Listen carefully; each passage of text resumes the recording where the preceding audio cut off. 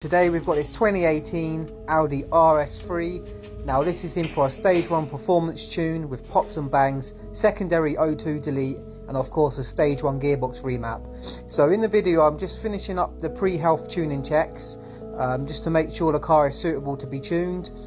Carrying out a diagnostics check, we just found that the secondary O2 sensor is not working, but that doesn't matter as we're going to map that out anyway. So I'm just carrying out a read from the TCU. Whilst we're inside the vehicle, this can be done nice and easy through the OBD port. Now onto the engine ECU. We're going to remove the ECU and carry out a bench tune. This is because it simply takes 30 seconds to remove the ECU. It's the safest way, and that way we got a full bench read from the ECU, so if anyone has carried out any work previously, we can also see if there's been any calibration changes within the software.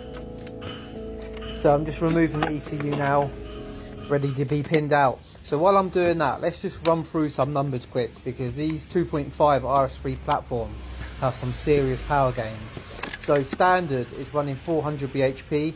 A stage 1 remap will increase this to 470 bhp, and the torque from 480 newton meters to 620 newton meters. Now that's an extra 70 bhp and an additional 140 newton meters of torque. That's some serious power gains. So now I'm just pinning out the ECU, getting it ready to take a full read from the ECU. Once this is done, we'll then send the file back to the office, or they'll calibrate it for the stage 1 performance tune, pops and bangs, secondary O2 delete, and obviously calibrate the TCU software as well for the stage 1 gearbox remap.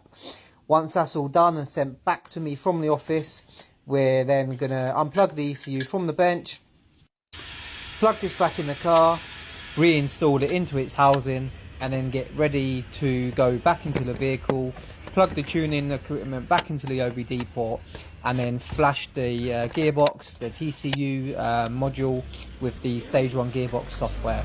So I'm just back in the car now. We're just flashing the stage 1 TCU map back onto the gearbox. So the customer is going to benefit quicker acceleration, faster shifting, full manual mode, also increased clutch pressure to minimize clutch slippage. So now the car's up to temperature, and we're just going to check these pops and bangs.